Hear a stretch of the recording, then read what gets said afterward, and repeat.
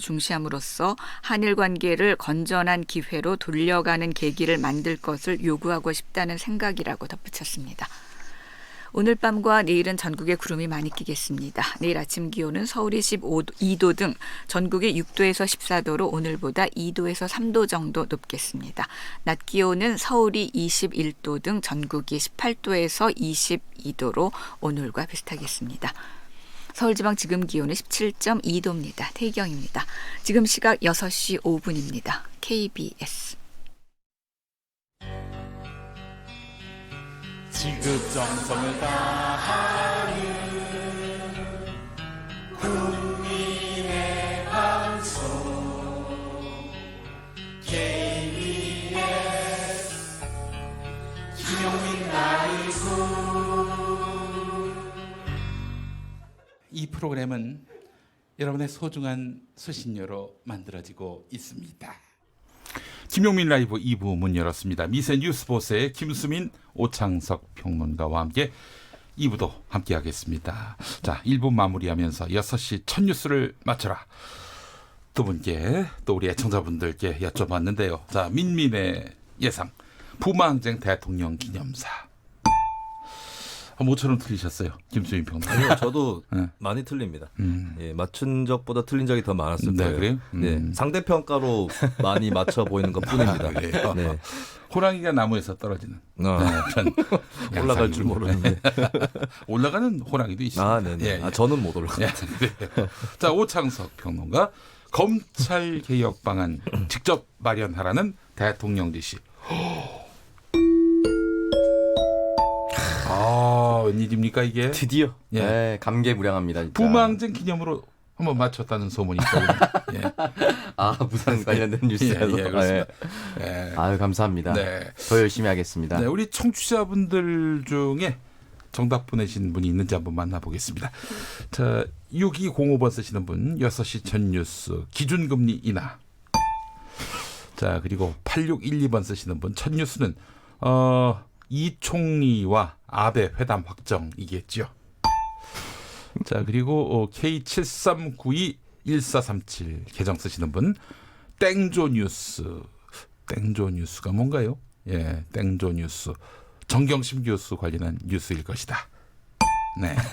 자, 2475번 쓰시는 분, 홍콩 문제에 대해서 나올 것 같습니다. 자, 그리고 5373번 쓰시는 분, 6시 첫 뉴스, 지하철 파업 타결 소식. 자, 그리고 3882번 쓰시는 분, 첫 뉴스, 부마 항쟁 때 오창석은 분단 상태였다. 예. 자, 이 무슨 얘기인가 하시는 분들은 저희 김용민 라이브 팟캐스트 일부 다시 한번 들어주시면 되겠습니다. 자, 청취자 정답자는 없어서 오늘 방송 중 재치 문자 보내주신 분들 중에 5분 뽑아서 10,000원 상당의 모바일 쿠폰 보내드리도록 하겠습니다. 오창석 평론가가 모처럼 맞췄어요. 퀴즈 네. 문제 내주시죠. 퀴즈 문제가 오늘 없어요? 네 오늘 없습니다. 아, 없어요? 아, 네. 예. 네. 오늘 퀴즈 문제가 없다고 스스로에게 합니다. 치는. 예, 그렇습니다. 예. 아직 대본을 충실히 보지 않았습니다. 저한테 보낸 땡이었습니다. 자, 미세 뉴스보세 이어가겠습니다. 김수민 평론가. 네, 경찰이 버닝썬 의혹의 중심 인물이었죠. 네. 윤총경에 대해서 증권 계좌 압수수색에 들어갔습니다. 그러니까 앞서서는 검찰에서 압수수색을 들어갔던 건데, 네. 예, 경찰이 이번에는 또 압수수색에 들어가서 주식 계좌 등등을 이제 파악하는 그 내사에 들어갔는데, 압수수색 영장을 발부받아서 주식 계좌에 대해서 그 수색을 집행을 했고요. 금융감독원의 분석 의뢰 결과를 기다리고 있다라고 경찰 관계자가 오늘 밝혔습니다. 미공개 정보를 이용한 주식 거래로 차익을 챙겼다는 의혹, 네. 이것 때문에 들여다보는 그 수사를 했다는 것이고요. 혐의가 포착되면 입건 수사한다는 그런 방침이고, 네. 자본시장법 위반 혐의가 있는지 이 부분을 중점적으로 들여다볼 예정입니다. 네. 그리고 현재 윤 총경은 직위 해제 조치가 이루어진 상태입니다. 네, 알겠습니다. 경찰총장이 이렇게 되는군요. 예. 오창석 평론가. 네, 좀 황당한 기사가 있어서 가져왔는데요. 네. 지금 입주를 시작한 지 1년도 되지 않은 아파트에 버섯이 자랐다라고 하는 기사가 있었습니다. 흙으로 만든 아파트입니까? 황토 아파트. 예, 그런 거 아닌가요? 그렇지 않습니다. 예. 버섯은 나무에 자랍니다. 예. 경남 진주에서 일어났다고 하는데요. 아파트 욕실 문틈 사이에서 손가락 2마디 크기의 버섯이 정말로 오호, 자라났다고 합니다. 세상에. 근데 이렇게 신고한 아파트 주민은 올해 초에 버섯을 처음 발견하고 제거를 했는데 네. 그 이후에 8차례나 버섯이 계속해서 자라났다고 합니다. 결국은 건설사에 하자 신고를 했는데 문틀을 뜯어보니까 내부에 물기가 젖어 있어서 썩거나 곰팡이가 생겨서 어이고. 심지어 이제 버섯까지 자라나게 된 상태였습니다. 음. 이 아파트에서 이러한 하자를 접수한 가구는 총 82곳. 어이구 세상에. 네, 아마 이거 조직적으로 좀 부실 시공이 아닌가라는 생각을 할 수밖에 없는데요. 문제 원인은 역시 건설사의 시공에 있었습니다. 네. 나무 섬유질을 압착해서 만든 MDF와 집성목으로 욕실 문틀을 만드는데 이게 물기와 그리고 습기에 취약한 소재였습니다. 게다가 문틀 아랫부분과 기둥 부위를 잇는 모서리에 벌어진 틈까지 있었다고 합니다.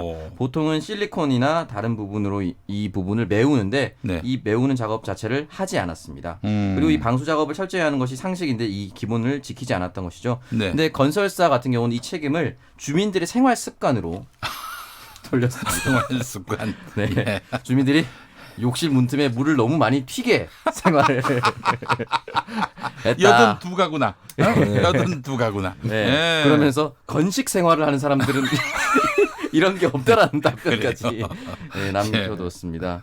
네, 이런 식으로 이제 하자가 굉장히 많아졌는데요. 예. 최근 3년 동안 국토교통부에 따르면은 이러한 아파트 하자는 11,785건으로 해마다 4,000건 안팎으로 드러나고 있다고 합니다. 그래요. 어이, 주민들이 잘못했네. 건식으로 살지 왜 사람들이 습식으로 사나? 네. 욕실에서 건식으로 살기가 좀 쉽지 않은데. 예, 그래요. 양태성님 도시형 농업이네요.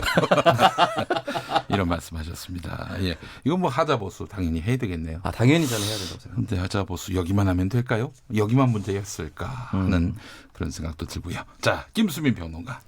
네, 강원도 철원군 민간인 출입 통제선 안에서 멧돼지 폐사체가 발견이 됐는데 또 돼지열병 바이러스가 아이고, 나왔다는 세상에. 소식입니다. 이번엔 강원도군요. 네, 지난 15일 오후 2시에 철원군 원남면 죽대리에 민통선 내에서 멧돼지 폐사체 한 마리가 발견이 됐는데 시료 혈액을 채취해서 분석을 해보니까 이같이 나왔다라고 오늘 밝혔습니다. 환경부 소속인 국립환경과학원이 밝힌 것인데 그동안에는 농가의 사육돼지 네. 사이에서 주로 검출이 됐었죠. 그러다가 지난 2일에 네. 연천군에서 비무장지대 안에 멧돼지 폐사체에서 열병 바이러스가 처음 나온 것이고요. 네, 네. 그리고 이어서 12일, 13일, 15일 이렇게 계속 검출이 된 바가 있습니다. 네.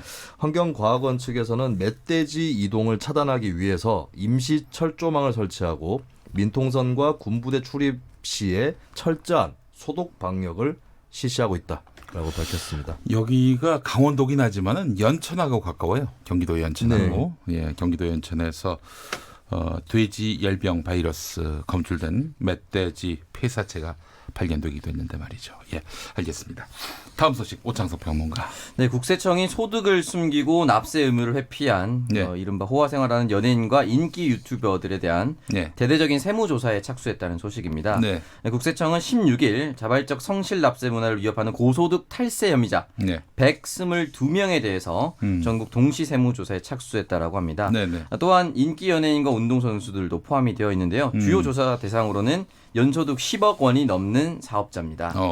네, 이 사람들은 보면은 이제 비양심적으로 탈세한 유형들이 있는데요. 한 운동선수 같은 경우는 세무사의 도움을 받아 부모 명의로 페이퍼 컴퍼니를 만들고 가공 세금 계산서를 받아서 소득세를 탈루한 사실이 드러났습니다. 네. 그리고 페이퍼 컴퍼니의 가공 매출을 숨기려고 친인척 등을 직원으로 등재하는 등의 실제 사업을 운영하는 것처럼 위장하기도 했다고 합니다. 예, 제가 오늘 이 뉴스를 보고 말이죠. 저도 유튜브 방송하지 않습니까? 네. 세무 관계가 어떤지 알아봤습니다. 담당해 주시는 분들한테 다 물어봤는데 정상적으로 납세하고 있다. 이 이야기를 들었습니다. 네. 아이고 정상적으로 납세 안 해봐요. 저희 집에 그 검사 11명이 와가지고 11시간 동안 압수수색하고 그러면 얼마나 곤란하겠습니까? 네. 네. 예. 실제보다 적게 받는다는 얘기도 있어요. 유튜브 하시는 분들이 예. 예, 그래요. 고소득은 아닌데 네. 고소득은 아닌데 저소득 때부터 대비를 해야 되죠. 예. 네. 안 그렇겠습니까? 자, 이제 민의 한수, 석의 한수로 가겠습니다. 민의 한수. 네, 오늘 삼성바이오로직스 관련 소식 전해드렸는데요. 예. 아무도 흔들 수 없는 재벌인가. 알겠습니다. 김수빈 평론가였고, 자 석의 한수. 네. 아파트엔 룸이 필요하지 머쉬룸이 필요하진 않다. 알겠습니다. 오창석 평론가와 함께했습니다. 두 분 수고 많이 하셨습니다. 고맙습니다. 4747번 쓰시는 분 얼마 전 아버지 공장 라디오 97.3으로 맞추고 주파수 로터리 고장 낸 청취자네요. 월급날 3만 원이 비길래 아버지한테 물어보니까 라디오 값 빼고 입금하셨다고 합니다. 그래도 4시부터 7시까지는 꼭 97.3 들으시니까 작전 성공입니다. 아이고 감사합니다. 서울 수도권 주파수 97.3으로 KBS 1라디오 접하실 수가 있죠. 자, 김현섭님 1979년 10월 27일 새벽에 그러니까 11.6 그 다음 날이네요. KBS 1라디오는 계속 장송곡을 틀어대고 있었죠. 음악 들으면서 큰 사고가 터졌다고 느꼈는데 아침에 대통령이 사망했다는 뉴스가 나왔던 기억이 납니다. 네, 김현섭님. 그때 또 일들을 기억하고 계시네요. 6663번 쓰시는 분 10월 27일이 군민체육대회 날인데 저는 중3이었는데 학교 대표 육상 선수였는데 한 달 동안 연습 열심히 했는데 체육복 차림으로 학교를 갔는데 체육대회가 취소됐다고 했는데 한동안 멍하니 있다 서 있었는데 그때 했으면 1등 할 수 있었는데 네, 아이고 시한편을 읽는 것 같았는데 좋았습니다. 감사합니다. 자, 6663번님의 글이었고요. 3594번 쓰시는 분. 부마 민주항쟁 때 부산 시내 현장에 있었던 한 사람으로서 정말 생생합니다. 엄청난 인파가 항쟁할 때 진압봉을 든 진압대가 학생들을 무자비하게 내리치는 장면을 보면서 겁이나 이리저리 피했던 그런 기억이 납니다. 라고 해주셨습니다. 그날의 생생한 증인들이 많이 계시네요. 네, 문자 감사합니다. 라디오 정보센터 다녀오겠습니다. 오늘 정한나 씨가 준비했어요. 문재인 대통령은 김호수 법무부 차관과 이성윤 검찰국장을 청와대로 불러 면담하면서 법무부와 검찰의 감찰 기능을 실효성 있게 개선해 강력한 자기정화 기능이 될 수 있도록 하는 방안을 마련하라고 법무부에 지시했습니다. 청와대는 법무부 장관 자리가 공석인 만큼 신속히 추천과 검증 단계를 거쳐 발표를 하게 될 것 같다고 말했습니다. 교섭단체 3당 원내대표와 각 당 의원 1명씩으로 구성된 여야협의체가 오늘 국회에서 첫 회의를 열고 패스트트랙으로 지정된 공수처법과 검경수사권 조정안 처리 시기와 내용 등을 논의했습니다. 회의에서 각 당은 검찰개혁 관련 법안과 관련한 전반적 입장을 밝혔고 공수처 설치 문제에서는 이견을 확인한 것으로 전해졌습니다. 자유한국당 황교안 대표는 바른미래당 변화와 혁신을 위한 비상행동 유승민 대표가 황 대표의 생각이 정리되면 얼마든지 만날 용의가 있다고 밝힌 것에 대해 대화가 필요하면 대화해야 하고 만남이 필요하면 만날 수 있고 회의가 필요하면 회의체도 할 수 있다고 말했습니다. 지금까지 정보센터 뉴스였습니다.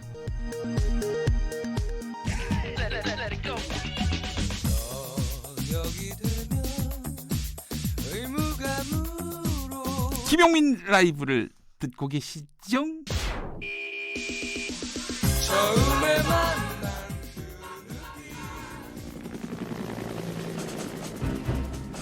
대한민국 국회의원의 하루 24시간 1440분 86,400초 1분 1초도 허투루 쓰지 않는 국회의원들의 일거수일투족을 가장 가까운 곳에서 따라가 봅니다. 국민을 위한 소중한 시간 국회의원 24시 국회의원 24시 국회를 종횡무진 그야말로 24시간이 모자라는 분이시죠. 여당의 팩트체커 더불어민주당 김종민 의원 나와주셨습니다. 의원님 어서 오십시오. 안녕하세요. 아이고 네, 감사합니다. 지금 국정감사 때문에 무척 바쁘실 텐데 또 이렇게 저희 시간 내주셔서 감사합니다. 내일 대검찰청에 대한 국정감사가 있죠. 국정감사입니다. 예, 참 그 만감이 교차하시겠어요. 그 윤석열 검찰총장을 인사청문회 이후 처음 뵙는 거 아닙니까? 그렇죠. 통화는 제가 뭐 그 전에 한두 번 했는데, 네네. 그러니까 만나는 건 처음 만나는 거예요. 예. 어떤 입장이십니까? 진짜 만감이 교차하죠. 예, 만감이 교차하는. 회한이 교차하고. 예. 제가 우리 인사청문회 때 예. 우리 윤 총장, 우리 대통령도 믿고 신뢰했듯이 저도 사실 뭐 윤 총장을 개인적으로 잘 몰라요. 그렇죠. 뭐 뭐 이렇게 사실. 이리저리 이제 얘기는 많이 들었지만, 네. 근데 문재인 대통령이 신뢰하고 네. 지명을 했기 때문에 네. 저희도 이제 신뢰하고 청문회 때 참 열심히 같이 믿고 했는데, 그러니까 네. 뭐 또 이렇게까지 상황이 복잡해질 거라고는 제가 꿈에도 생각을 못했는데 참. 예, 뭐 거의 운명의 장난이라고 해도 과언이 아닌 그런 상황이 됐습니다. 조국 법무부 장관이 이젠 전 장관이 됐습니다. 네. 조국 전 장관의 청문회 당시 의원님 활약이 정말 두드러졌습니다. 예, 팩트 체커라는 별명을 얻을 정도였는데 어떻게 보세요? 그 조국 전 장관 사퇴.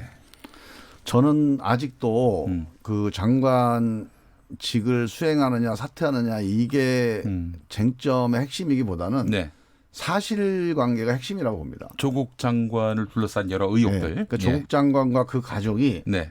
에게 쏟아졌던 그 수백 가지의 그 의혹들, 네. 거의 언론의 일면 톱을 장식했던 네. 이 의혹들 중에 정말 사실로 밝혀질 게 몇 가지가 있겠느냐. 네. 저는 이 점에 대한 문제가 아직 남아 있다고 봅니다. 그래서 물론 조국 장관이 여러 가지 부담, 특히 이제 그 부인 되시는 분이 상당히 상태가 안 좋기 네. 때문에 뇌종양, 뇌경색. 네. 그래서 이제 버티지 못했지만 정말 억울한 거거든요. 정말 그 많은 사실들이 사실이 아닌데도 그렇게 당했다. 그러면 그건 우리 공동체라는 이름으로 네. 그렇게 할 권리는 누구에게도 없습니다. 그래서 저는 그 점에 대해서는 반드시 네. 좀 확인하고 밝히는 과정을 우리 사회가 해야 된다. 조국 전 장관의 거취와 무관하게. 예. 알겠습니다. 그럼 결국 지금 검찰이 수사를 하고 있는데, 예. 근데 이제 이런 일각의 의심이 있습니다. 뭐 김종민 의원께서 지금 짐작하시는 대로 아무 일도 없는 뭐 의혹이라고 하기엔 대부분 부풀린 것으로 드러난다 하더라도 검찰이 과연 그렇게 결과를 발표하겠는가? 예. 뭐 자기들이 그동안 요란하게 수사한 것도 있는데 별건이라도 해서 반드시 이 사람은 잘못됐다. 그러니까 조국 장관 가족은 잘못됐다. 이런 식으로 수사 결론을 내리지 않겠는가? 이게 수사 문제에 대해서는 저도 이제 궁금합니다. 네. 검찰이 뭘 가지고 마지막에 발표를 할지 네. 기소할지 네. 전 궁금한데 저는 지금 이제 검찰이 이제 본격적인 이제 그 검증을 받아야 될 시간이라고 봐요. 그게 검찰이 네. 예전처럼 검찰이 발표하면 사람들이 다 그런 것보다 넘어가는 때가 아니에요 이제. 네. 왜냐하면 이 사건 관련해서 전국에 있는 수많은 사람들이 다 지금 팩트체커로 달라붙어 있습니다. 만약에 검찰이 어떤 발표를 한다면 네. 그게 정말로 당사자들도 야 이거 인정할 수밖에 없다. 이런 확실한 증거를 가지고 네. 기소를 하지 않고 예. 대략 약간 억지성 기소를 한다. 만약에 그렇다면 그거는 검찰한테 엄청난 또 후폭풍 가능성이 있어요. 그래서 네. 그 점에 대해서 검찰이 저는 뭐 수사를 봐주라 이런 얘기를 하는 게 아니고 그럼요. 정말 예. 사실대로 책임질 수 있는 내용을 가지고 네. 수사 결과를 발표하고 기소를 해야 되고 아직 이제 검찰 수사 끝나지 않았으니까 지켜보고 있는 겁니다. 네, 네, 네. 근데 지금까지 제가 나온 건 지금 불길한 예감인데 예. 저는 그 웅동학원 네. 웅동학원에서 그 동생이 네. 그 웅동학원 사무국장을 하면서 네. 그 채용 비리로 돈 받은 거 있잖아요. 네. 저는 그거 하나 나오고 끝나지 않을까. 정경심 교수와 관련해서는 네, 그러니까 실제로 지금 그러니까 제가 왜 이제 이걸 강조하냐면 네. 당사자도 네. 이거는 잘못했습니다. 왜냐하면 증거라고 하는 건 그런 힘이 있는 거거든요. 네, 네, 확실한 증거는 당사자도 이건 죄송합니다. 잘못했습니다. 네.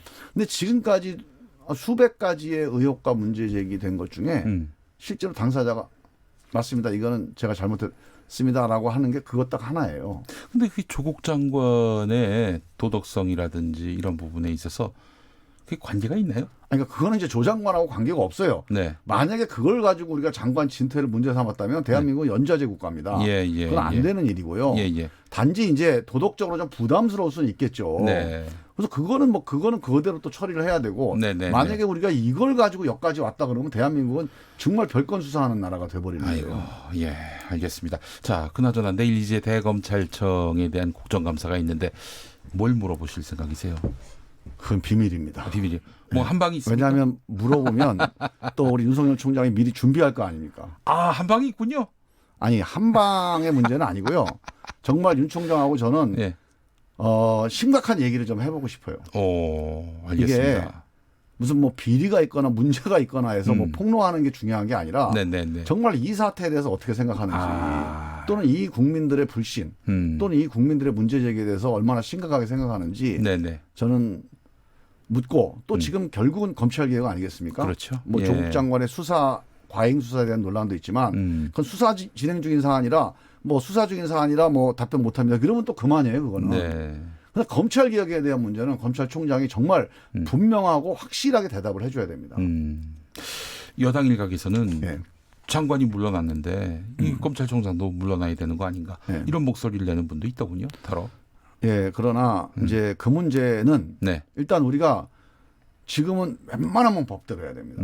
법대로. 왜냐하면 우리가 뭐 정치적으로 자꾸 이런 작용을 하게 되면 네. 국민들이 지금 이게 오해가 있어서 갈라져 있잖아요. 네. 이럴 때 제일 중요한 거는 그냥 법대로 하는 겁니다. 알겠습니다. 법대로 하는 거는 총장을 뭐 누가 물러나도 물러날 수는 없어요. 네. 본인이 사퇴하는 거 외에는 누가 압력을 가해서 물러날 수는 없습니다. 네. 그래서 그 문제는 뭐 정치권에서 왈가왈부하는 거 좀 바람직하지 않다고 보고요. 네. 총장이 정말 이 수사를 마무리해야 됩니다. 네. 그리고 마무리하고 나서 또 거기에 대해서 국민들의 판단이 있을 거고 예. 또 이 과정을 통해서 제기된 문제는 총장이 또 책임지고 또 돌아보고 거기에 대해 국민들에게 어떤 메시지가 있어야 될 거예요. 아마. 말씀하신 대로 예. 그 조국 장관 동생 네. 그 양반 하나 기소되는 걸로 끝난다면은 저는 기소는 하겠죠. 네. 예를 들면 예. 동양대 표창장 기소하겠죠. 예, 이미 기소를 했잖아요. 했죠. 기소를 했죠. 그 공소장 변경 시도하겠죠. 네. 저는 뭐 재판부가 저는 엄격하게 본다면 공소장 변경 안 받을 것 같아요. 네. 그다음에 뭐 사모펀드 네. 뭔가 내놓을 겁니다. 네네. 근데 우리가 예상하고 있는 수준에서 내놓는다면 저는 그거는 검찰이 할 일이 아니다. 사실은 조국 장관이 계속 재임하고 그리고 검찰이 정경심 교수에 대해서 구속영장을 청구하고 그렇게 해서 만약에 그 영장이 기각된다면은 네. 이거는 수사 책임자가 책임을 져야 되는 거 아니냐 이런 얘기가 있었어요 그동안. 그렇죠. 뭐 그런 얘기를 하는 사람도 많이 있었죠. 네. 알겠습니다. 그 수사 결과는 그럼 결국 뭐 기소를 하고 재판을 진행을 하는 과정에서 저는 이제 이 문제의 분수령은 이렇게 네, 봐요. 분수령. 예. 검찰이 수사 결과를 발표하잖아요. 네.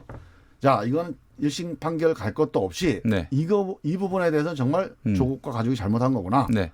이렇게 국민들이 대체로 합의가 되면 검찰 수사는 성공한 겁니다. 네. 근데 검찰이 수사 발표를 했는데 네. 66일 한 70일 동안 네. 100여 명 네. 그리고 70곳의 압수수색을 통해서 네.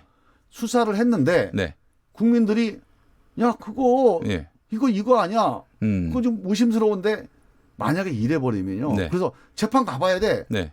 당사자도 마찬가지고 네. 많은 국민들이 그렇다면 네. 그거는 검찰 수사 성공했다고 볼 수 없습니다. 네, 알겠습니다. 그때쯤 되면은 이제 검찰 이 수사에 대해서 책임을 물을 수 있겠다 이 말씀이죠. 뭐 책임 문제는 이제 수사 결과를 보고 네. 또 검찰 스스로가 그건 판단해야죠. 알겠습니다. 자, 법사위 국정감사 어제는 이제 법무부였습니다. 네. 이철희 의원이 블랙리스트 의혹을 제기했어요. 2012년 6월부터 검사 블랙리스트가 만들어졌는데 이 상황을 한동훈 현 반부패부장이 잘할 것이다. 이런 얘기를 했습니다. 내일 반부패부장인 한동훈 검사가 나오지 않습니까? 예. 예.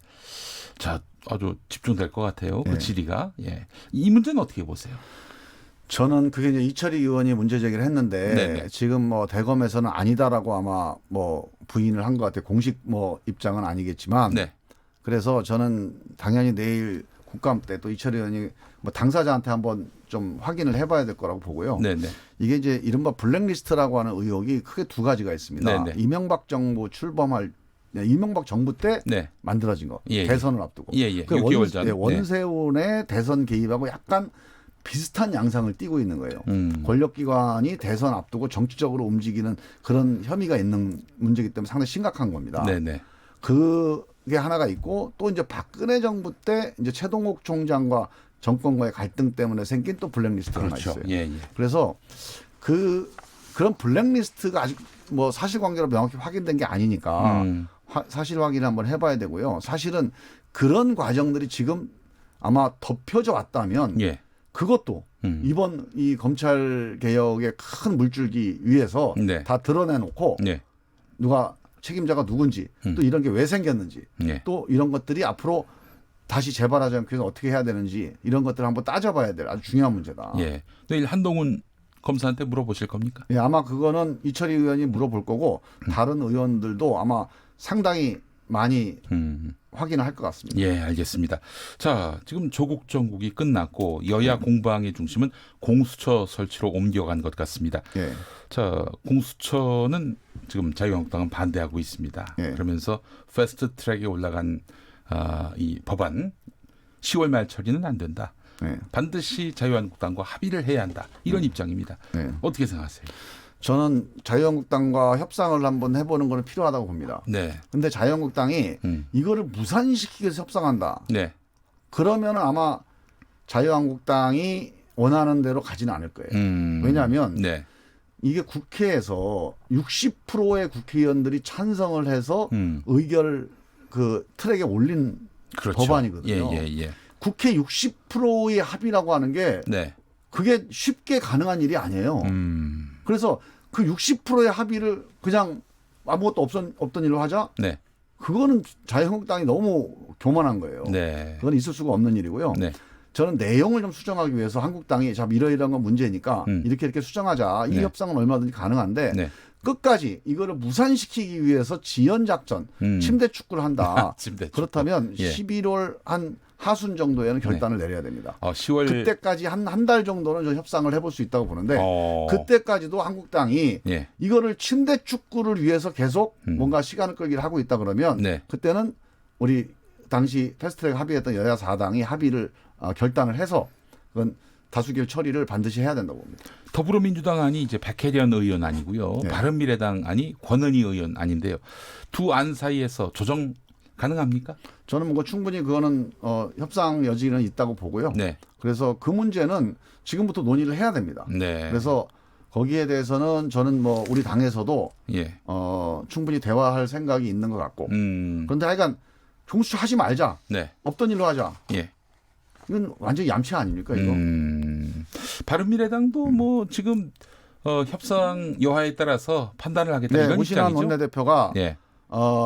지금 이 공수처에 대해서는 예. 협상 여지를 가지고 협상을 해보겠다 네. 이런 생각을 갖고 있기 때문에요. 예. 그런 내용에 대한 협상은 저는 충분히 열려 있다고 봅니다. 알겠습니다. 본회의 표결 앞두고 다시 물리적 충돌이 벌어지거나 할 우려는 없을까요? 저는 이제 한국당이 예. 지난번에 물리적 충돌이라는 게 이제 회의장을 막은 거 아닙니까? 그렇죠. 본회의장을 막을 정도의 힘은 없습니다. 물리적 힘이 없어요, 한국당이. 지금 패스트 트랙으로 네. 좀 조사받는 상황에서 네. 그런 무리수를 네, 둘 그리고 일은 지금 없다. 패스트트랙으로 조사를 받고 있잖아요. 네네. 국민들이 용납 안 할 겁니다. 예, 알겠습니다. 또 수사 지금 협조하는 것도 아니고 말이죠. 예. 근데 더불어민주당 금태섭 의원 네. 공수처 반대한다. 네. 지금 이 상황에서 그런 얘기를 했단 말이에요. 네. 근데 지금 여당이 이걸 뭐 번복할 수도 없는 상황 아닌가요? 저는 이제 금태섭 의원의 그 발언에 대해서 네. 저는 개인의 소신에 대해서는 존중을 합니다. 근데 이 저하고 생각은 시점에서 다르지만 예. 뭐 개인이 그런 소신을 갖고 있고 네. 그 소신이 동기가 불순한 건 아니에요. 상당히 의미 있는 네. 나름대로의 어떤 입론을 가지고 있어요. 네네. 그러나 저는 이게 당론으로 결정이 된 사안이에요. 당론으로 결정이 돼서 네. 국회 의결을 앞두고 있는 상황입니다. 패스트 트랙까지 태웠는데. 네. 예. 그래서 저는 이걸 공개적으로 우리 당 의원이 네. 당론으로 결정된 사항에 대해서 자꾸 이거는 잘못됐다라고 얘기하는 것은 저는 전혀 잘못된 일이다. 조국 장관 인사청문회 과정에서도 네. 당의 입장과는 좀 다른 그런 그 태도를 취한 것 같아서 뭐 개별적인 사실관계에 대해서 어떤 입장을 취한 게 좀 다른 의원들하고 다르다. 그건 있을 수 있어요. 그거는. 그건 뭐 논쟁을 하고 그건 국민들이 또 판단하면 되는 건데 네네. 당론으로 결정된 사항에 대해서 이렇게 공개적으로 반대하는 것은 이건 해서는 안 됩니다. 네. 그건 민주주의에 맞질 않아요. 네, 알겠습니다. 하나만 더 여쭤보겠습니다. 그 조선일보가 네. 청와대가 조국 전 장관에게 사퇴할 날짜 셋을 주고 그중 하나를 고르라고 했다. 이런 보도를 했는데 이거 사실입니까? 사실이 아니죠, 당연히. 예. 근데 뭘 믿고 이렇게 보도를 했을까요? 아마 이런 거라고 추정이 돼요. 네. 이렇게 이제 조국 전 장관이 사퇴하느냐 마느냐 하는 네. 얘기들이 뭐 여러 사람들이 뭐 술자리에서도 했을 거고 뭐 개인적인 대화에서 했을 거 아닙니까? 네네. 특히 뭐 기자들하고 만나면은 이른바 관계자라는 분들이 뭐 자기 개인 생각 어디서 들은 얘기들 해서 다양한 얘기들 했을 거예요, 아마. 네네네. 그런 얘기를 하는 과정에서 뭐 이날을 뭐 사퇴 시점으로 잡았다는 얘기를 누가 듣고 네. 뭐 얘기를 옮길 수도 있는데 예. 아마 그게 사실관계로 누가 그걸 조 장관하고 얘기한 사람이 그런 얘기는 하지 않았을 거예요. 왜냐하면 그건 사실이 아니기 때문에. 네. 그러니까 그냥 뭐 지나가면서 들었던 취재 정도의 얘기인데 네. 아마 그거를 청와대가 조국 장관을 밀어냈다. 네. 뭐 이런 얘기를 좀 기정사실화 시키려고 좀 무리하게 좀 기사화한 거 아닌가 싶어요. 근데 조선일보가 이런 식의 보도를 참 많이 합니다. 뭐 어떻게 당 차원에서 대응할 생각 없어요? 그거는 예. 사실 뭐 당 차원에서 할 일이 청와대 차원에서 해야 되거든요. 네네네. 그러니까 일종 청와대에 대한 뭐 사실관계를 오인시키거나 명예를 훼손할 만한 거긴 한데 네. 뭐 그걸 뭐 관계자 명의를 그 정도로 했으니까 그거 가지고 또 뭐 고소고발한다는 게 좀 청와대 입장에서는 좀 난감할 겁니다. 알겠습니다. 이것도 하나 여쭤보겠습니다. 네. 이해찬 대표가 조국 장관에게 네. 물러나라 네. 이렇게 이야기했다. 뭐 이런 설도 돌더군요. 뭐 있을 수 없는 얘기입니다. 있을 수 없는 얘기입니까? 그러니까 내부 네. 사정을 전혀 모르는 사람들 얘기예요. 그건 가능한 얘기가 아닙니다. 그동안의 네. 상황을 보면. 예, 알겠습니다. 깔끔하게 또 이렇게 네. 정리를 해주시네요. 예, 아주 간명하게 또 말씀을 해주셨어요. 자, 더불어민주당 김종민 의원과 함께한 국회의원 24시 시간이었습니다. 오늘 말씀 잘 들었습니다. 예, 감사합니다. 고맙습니다. 예. 자, 교통정보센터 다녀오겠습니다. 김한나 씨. 네, 서울 시내와 고속도로는 평소보다 교통량이 많습니다. 게다가 주위도 어두워서 시야가 좁아진 데다 돌발 상황까지 발생하고 있어서 주의 운전하셔야겠습니다. 서울 외곽고속도로는 일산에서 판교 쪽이고요. 자유로 분기점 4차로에서 승용차 관련해 추돌 사고를 처리하고 있습니다. 일대로 1km 정체되고 경부고속도로는 서울 쪽으로 달래내에서 반포 사이의 교통량이 가장 몰려 있습니다. 반대 부산 방면으로는 대전 터널에서 비룡 분기점 3차로에서 작업을 하고 있어서 4km 사이 에서 정체되고요.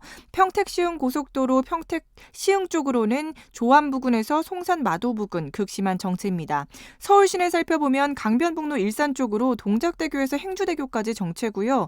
반대 구리 쪽으로는 가양대교에서 양화대교까지 어렵습니다. 이후로 마포대교에서 청담대교까지 속도 떨어집니다. 올림픽대로는 공항 쪽으로 영동대교부터 가양대교까지 밀리는데요. 이 구간 지나시는데 1시간 넘게 소요됩니다. KBS 교통정보센터였습니다. 김용민 라이브 오디오 파노라마. 법무부 장관 같은 경우는 법무부 장관이 그걸 시행하게 되면 검찰에서 법무부 장관이 뒤를 팔 가능성이 있거든요. 소문을 흔들어가지고 이 사람을 낙마시킬 수도 있는 그런 조직이라고 봅니다. 2011년 12월 검찰을 생각한다. 출판 기념 토크 콘서트. 조국 당시 서울대 교수 발언.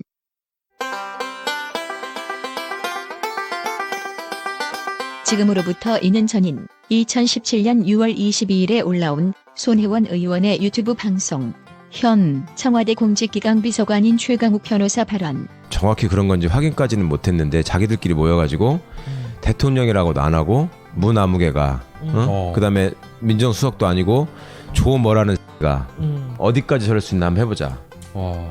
이런 얘기들을 한다는 거예요. 그리고 과거에 이 사람들이 정권 초기마다 다들 검찰개혁을 한다고 내세웠지만 결국은 실패한 역사들을 이 사람들도 체득을 해서 알고 있잖아요. 그러니까 니들이 이번에는 다르다고 하지만 그래 법무부 장관 한 2명만 연속 낙마시키고 그렇지 나와봐 또 딴 놈 나와봐. 네, 한번 해보자. 해보자 이거구나. 그리고 그렇게 되면 이제 당연히 국민들도 왜 저렇게 장관 하나도 제대로 못 고르고 시끄러워. 그렇지 벌써 그게 시작됐잖아요 지금. 이렇게 하고 이제 또 이제 조선일보 뭐 나서 가지고 이제 또 이래저래 뒷구멍으로 흘린 자료들 받아가지고 이건 되게 중요한 얘기네. 보도해가지고 때리기 시작하면 또 시끄러워지고 그다음에 또 이제 야당들 뭐 들고 일어나가지고 지금 벌써 그거 시작한 거 아닙니까? 조국 물러나라부터 해가지고. 그렇지 조국 물러나라. 기가 막힌 이야기. 그거 하려고 하는 거잖아요 지금. 너 또 나와봐. 다른 놈 다음번 누구야?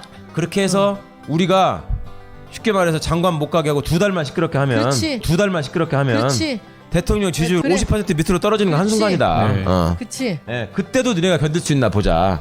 이런 거를 준비하는 사람들이 틀림없이 있을 거라는 겁니다. 문재인 대통령이 집권한 이후인데 검찰 내부에서 문 대통령을 문 아무개, 조국 당시 청와대 민정수석을 조국 땡땡이라고 불렀다는 말. 당시는 안경환 법무부 장관 후보자가 낙마한 상황. 그 다음에 이제 우리 시민들이 자발적으로 지금 SNS에다 올리는 걸 보면은 좋다. 안경환 장관은 우리가 내보냈다. 내지는 포기했다. 내지는 그런 사람들은 관둬야 된다라는 의견들이 많이 있으신데 그 다음에 더 독한 사람을 보내자. 독한 사람을 가면은 틀림없이 또 흔들 거예요, 이제. 또 다른 얘기를 하면서 이런저런 얘기를 만들어서 흔들고. 안경환 장관은 과거 개인사 문제 때문에 낙마한 사례. 그런데 안 장관 낙마 과정에서 검찰이 배우였다는 의혹이 제기됐는데, 즉 검찰이 정보를 제공한 배우였다는 의혹이 제기됐는데, 손혜원 의원 유튜브 방송에 나온 김남국 변호사. 이 판결문을 법원 행정처에 요청을 15일 5시 33분에 했다라는 거예요, 오후에. 근데 이 판결문이 불과 8분 만에 왔다라는 거예요. 근데 또 이게 보도가 된 시점이 2시간 정도 뒤인데 이 보도가 그냥 보도가 된 게 아니라 다 CG 처리랑 뭐 이렇게 해가지고 보도가 됐으니까 다 짜놓은 거를 요거를 그러면은 맞춘 이게 거지. 뭔가 프레임이 있었던 것이 아니냐라는 게 이상한 거고요. 그다음에 이게 판결문이 원칙적으로는 공개인데 가사 재판과 관련된 판결문은 철저하게 이게 굉장히 민감한 정보이기 때문에 사실은 비공개로 돼야 돼요. 근데 이 판결문 보게 되면 한자로 돼가지고 그 사람의 생년월일이랑 이름이랑 다 나와 있거든요. 멀기만 한 검찰 개혁. 다시 2011년 토크 콘서트 자리에서 문재인 당시 노무현 재단 이사장, 법무부 장관 후보로 조국 교수가 어떠냐. 검찰은 이렇게 개혁해야 한다고 발언. 어떤 분이 법무부 장관이든가가 사실은 검찰개혁의 핵심 중에 하나입니다. 사실은. 누구를 임명하실 것인지. 제 생각은 조국 교수님 어떻습니까? 예, 농담이 아니고요. 이렇게 검찰이 장악하는 이건 잘못된 거죠.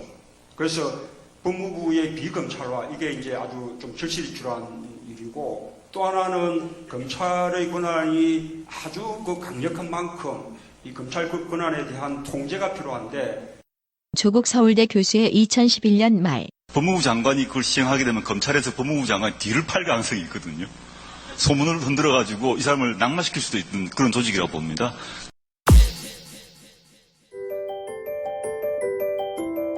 김용민 라이브.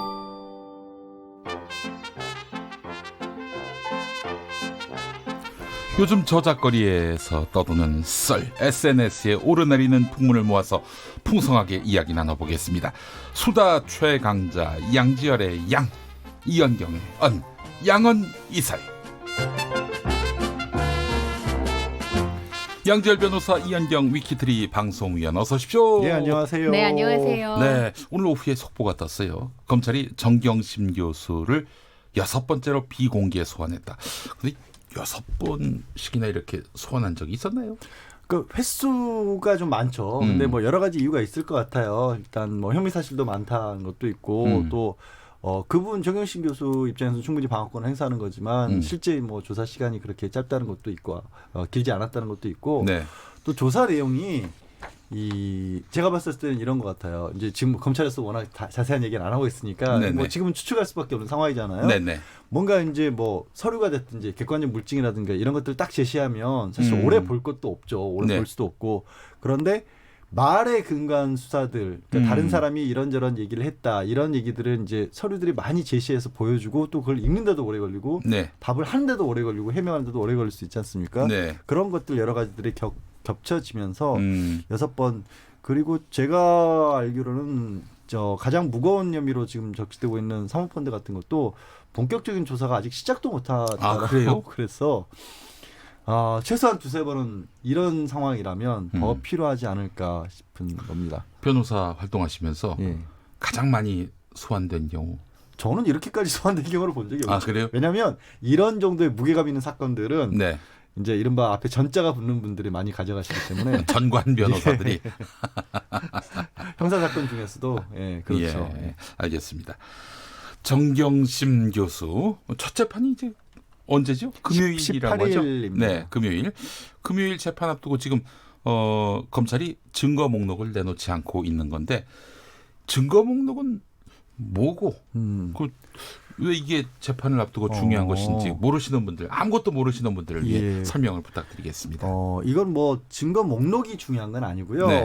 이제 재판을 시작을 하려면 일단 검찰에서는 그동안의 수사 결과를 종합적으로 정리를 해서 기록을 만들어서 내놓습니다. 네. 내놓으면 거기에는 어떤 것들이 있으면 예를 들어서 다른 사건으로 그냥 말씀을 드릴게요. 누가 누군가를 좀 뭐 폭행을 했다.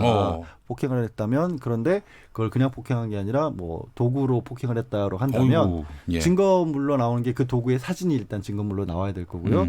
그다음에 누군가 옆에서 예를 들어서 우리 김용민 앵커가 그걸 봤다. 네. 그러면 김용민이라는 사람이 그걸 봤다라는 진술 참고인 진술 조서가 있을 겁니다. 네네. 그걸 이제 기록을 딱 한 걸 2개를 내놓죠. 네. 그러면 그거를 피고인 된 사람이 받아본 다음에 본인이 그걸로 폭행한 게 맞으면 네. 그냥 인정합니다. 그리고 이 증거들 다 그냥 재판장에서 써서 이 서류에 따라서 이 증거만 가지고 재판하시면 된다라고 얘기를 하는 거고 네네. 이 사람이 김용민이라는 사람이 나를 봤다고? 그럴 리가 없는데 난 그 자리에 없었는데 김용민 그 사람 말 틀린 것 같아라고 하면 검찰에서 김용민 씨가 얘기했던 부분이 적힌 서류가 아니라 김용민 씨를 재판장이 불러서 법원에서 얘기를 다시 듣는 겁니다. 그게 증인신문이 되는 거예요. 전에 그 민변 김수진 변호사인가요? 그분 나오셔가지고 하신 말씀이 조수진 변호사. 이었군요. 죄송합니다. 네. 김지열 변호사님. 네. 죄송합니다. 그걸 유머라고 또 예. 아니 그 변호사님 조수진 변호사님 나와서 하는 얘기가 증거를 웬만하면 인정하지 마라. 그렇죠. 그거는 예. 왜냐하면 그게 이제 재판에서 이기는 아주 핵심적인 그런 그 레시피다. 왜냐하면 여기서 증거를 인정하지 말라는 건 아까 제가 이제 정경심 교수에 관한 설명을 드릴 때도 마찬가지였는데 네. 뭐 차용증, 영수증, 네. 아니 뭐 계약서 이런 거는 부인할래야 부인할 수가 없죠. 자기 이름이 적혀 있는 게 맞다면 확실한 자기 거. 그러니까 예. 그건 부인해봤자 인상만 나쁘게 하는 거고. 그 사람에 대해서 나에 관해서 누군가 바깥에서 얘기한 거는 그 사람의 얘기를 다 그냥 정리한 게 아니라 검찰 입장에서 유리한 것들만 물어보고 그렇죠. 검찰이 불러서 진술을 받았어요. 진술을 받으니까 그러니까 그거는 설령 거기에 나온 얘기가 맞다고 치더라도 일단 부인하고 불러내서 다른 얘기도 들어봐야 된다는 건데 근데 이런 걸 하려면 피고인 입장에서는 그 서류들을 봐야 될 거 아니에요. 봐야 이건 인정할래요. 이건 인정 못해요. 그리고 그것들을 쭉 제목을 달아놓은 게 목록이거든요. 네네네. 그래서 첫 번째 재판에 들어갈 때는 목록에 따라서 1번은 인정하고요. 2번은 부인하니까 증인신문 할 거고요. 3번은 이거 맞긴 맞는데 검찰이 얘기하는 내용과 다른 내용이에요. 그래서 여기에 대해서는 좀 다른 할 말이 있어요. 이런 걸 딱 정리를 해야 되거든요. 네. 근데 그거를 18일이 첫 재판 물론 준비 기일이긴 하지만 아직도 서류를 안 줬다는 거예요. 아직도. 그럼 피고인 입장에서는 재판은 열린다는데 날 뭘 갖고 재판하겠다는 거야? 모르는 거예요. 지금. 이건 되게 황당한 상황이에요. 그 증거 목록을 안 보고 가만히 있으면은 그 증거를 다 인정하는 거가 됩니까? 그런 건 아니에요. 그러니까 인부 절차로서 인정할지 부인할지 절차를 거쳐야 되는데 그러면은 결국은 보여줄 거 아닙니까? 결국은 보여줘야 돼. 안 그러면 재판 못 해요. 예. 그러니까 18일 날 재판 공판 준비기일이 있다고 하지만 그날은 할 수 있는 게 아무것도 없어요. 그냥 나가서 왜 안 주세요? 주세요. 그럼 판사가 아니 뭐 특별히 안 주는 이유 있어요? 이유 있으면 서명해 보세요. 해서 그거 안 돼요. 줘야 돼요. 그러면 그냥 날짜 미루고 끝나는 거예요. 그래요. 그래서 알겠습니다. 되게 좀 저는 정말 이상한 게 물론 뭐 검찰에서는 명백하게 자신이 있다고 하고 명백하게 증거가 있으니까 기소도 9월 6일 날 했다 그러는데 그럼 명백한데 왜 안 보여주냐고요. 알겠습니다. 예전에 그 이명박 전 대통령이 그 검찰에서 1심 때였습니다. 검찰이 이제 그 주변인들 불러가지고 진술 받은 거 그걸 이제 증거로 제출했는데 그 증거를 다 인정해 버리셨네. 그렇죠. 그래서 1심에서 본인이 후회를 크게 하면서 1심 인정했던 거 다 철회하고 2심에서 다 증인 부르겠다라고 했지 않습니까? 그렇죠. 그래서 사실은 후회가 막급해서 근데 여기서 이명박 대통령을 꺼내는 것도 적절한 비유는 아닌 것 같아요. 그러니까 오늘 왜 이러세요? 증거 얘기가 나와가지고 그 진술한 것을 그 다 인정한 거는 결국 그런 거 아닙니까? 그렇죠. 그 자기 과거에 같이 일했던 사람인데 이 사람들을 불러가지고 네 말이 옳았니 틀렸니 이거 이야기하는 것 자체가 너무 불편하다라고 한 건데 민망하다 이런 차원에서 MB께서 다 그걸 인정하시는 바람에 1심에서 큰 손해를 보셨다는 그런 이야기 하지 않을 수가 없습니다. 그 얘기도 적절합니다. 알겠습니다. 증거란 게 그런 의미가 있다. 그렇죠. 그럼요. 잘 설명을 해주셨어요. 알겠습니다. 유시민 이사장의 유튜브 방송 알릴레오 방송. 이거 뭐 어제 올라온 것도 굉장히 핫한 내용들이었습니다. 그중에 근데 지금 성희롱 발언 논란이 또 하나 지금 트랙이에요. 예, 그래서 이게 이제 어제 저녁부터 굉장히 논란이 많이 됐던 내용인데 네. 유시민 노무현 재단 이사장이 운영하는 유튜브 방송에서 네. 이 검사들이 한 언론사의 여기자를 좋아해서 그 정보를 흘렸다. 출연한 사람이 한 얘기입니다. 패널이 그런 취재 발언을 하니까 그것에 대해서 뭐 좋아했을 수도 있고 뭐 사람 마음이 그렇다는 거다. 마음은 모르겠지만 어쨌든 친밀한 관계여서라고 했는데 이 당사자로 지목된 기자가 여성이다 보니 이제 성희롱 논란이 충분히 일 수 있는 상황이었다고 저는 생각을 합니다. 그래서 방송 말미에 이제 유튜브 생방송을 하는 중에 벌어진 일이니까 유시민 이사장이 충분히 오해 소지가 있으니까 사과드린다라고 얘기를 했고 그다음 녹화 방송에는 그 부분을 삭제하고 편집한 방송분을 올랐는데 그 부분에 대해서 이제 여기서 성희롱 논란이 있어서 오늘 유시민 이사장이 그에 대해서 본인의 잘못이다. 진행을 했는데 그거를 적극적으로 제지하고 그 부분에 대해서 말하지 못한 것에 대해서 사과한다라고 얘기를 했습니다만 제가 오늘 SNS에 그 부분에 대해서 얘기를 좀 봤습니다. 우선 그 발언 자체가 적절치 못했다는 얘기들이 굉장히 다수로 올라와 있었고요. 또 한면에서는 왜 검찰과 언론의 유착과 관련된 내용은 발언이 되지 않고 오로지 이 부분만으로 보도가 많이 나오는 바로 것은 그 부분이 또 다른 트랙입니다. 부적절한 거 아니냐라는 분들도 있고 또 이 여성 기자에게 메일이 계속 온대요. 그러니까 2차 피해가 우려되는 상황인가 봐요. 그러니까 이 기자분이 알릴레오 방송에 출연을 해서 친밀해서 그 얘기를 흘렸다라고 사실이냐 밝혀라 그러면서 계속 이메일이 여성 기자한테 와서 이 기자분도 굉장히 곤혹스러운 상황인 모양입니다. 그래서 두 가지로 아까 말씀하신 거 좀 나눠서 봐야 되는데 유시민 이사장이 사과도 했고 방송 말미에 사과해야겠다고 판단했던 것은 분명히 잘못됐다고 저는 생각을 하고요. 근데 생방송을 제가 굉장히 오래 했잖아요. 생방송을 할 때 제재해야겠다고 마음속으로 생각하면서도 적절하게 제재를 못하는 경우가 생길 수는 있습니다. 그런데 이런 발언의 실수가 있을 때 저희 경험상 한 번쯤 조금 경각심을 가져야 될 필요가 있어요. 이게 말실수는 충분합니다. 말실수이면 틀림없지만 이런 일이 벌어졌을 때는 더 큰 논란이 일어나는 일들이 생길 수 있거든요. 자신의 발언들을 좀 돌아보고 조금 신중한 입장으로 뭐 유튜브 방송이라는 게 심의가 있는 것은 아니니까 자유롭게 발언할 수 있지만 논란이 될 수 있고 주목받고 있으니까 좀 돌아보셨으면 하는 생각이 듭니다. 이 이슈와 관련해서 이제 그 앞서 이야기했던 또 다른 트랙은 뭐였냐면은 KBS 사회부장이 그 김경록 씨 PB 그분과 만났을 때 이 취재원에게 그러니까 그 김경록 PB에게 제공을 했다 뭐 이런 얘기 그 인터뷰 섭외 과정에서 당신의 그 하고 싶은 말 이걸 제대로 보도하겠다. 그런데 만약에 당신의 그 말을 우리가 보도함에 있어서 당신의 뜻에 부합하지 않게 보도를 하려고 한다면은 우리가 먼저 뭐 그 기사를 보여줌으로써 안 된다라고 하면 보도 안 하겠다.